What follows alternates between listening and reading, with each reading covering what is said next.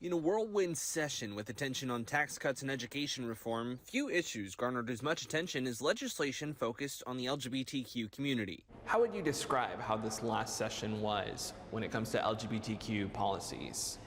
Heartbreaking, frustrating. When it comes to LGBTQ policies this past session, 3 bills stick out. Senate Bill 12 had originally been written to ban drag in front of minors, but it was rewritten to broadly ban sexually explicit performances in front of minors. Senate Bill 14 bans gender-related treatment like hormones and puberty blockers for minors.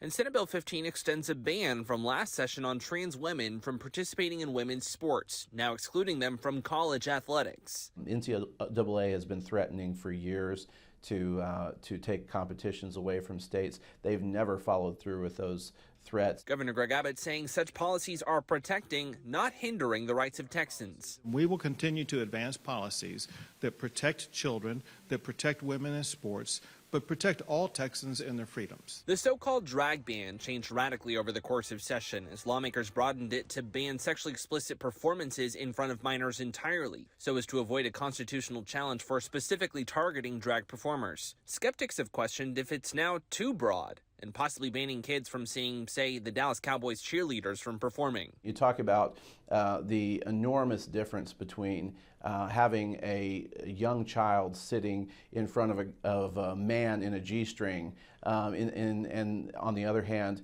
sitting up in the bleachers of the Dallas Cowboys Stadium. It's a totally false comparison. But it was arguably the ban on gender treatment for trans minors that garnered the most pushback, including the dramatic climax of the session when as many as 300 LGBTQ activists were expelled from the Capitol for demonstrating in the House gallery. We were treated in ways that people had never really seen a group of people treated in the Capitol before.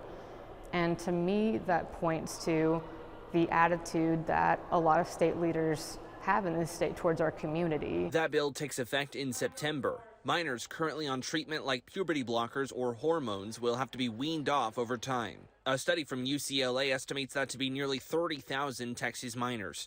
The ACLU of Texas is working on a lawsuit to stop that bill. This fight is far from over, and there are thousands of people that are going to keep turning out and fighting until it's safe for everybody to be here. In Austin, Michael Atkinson, CBS Austin News.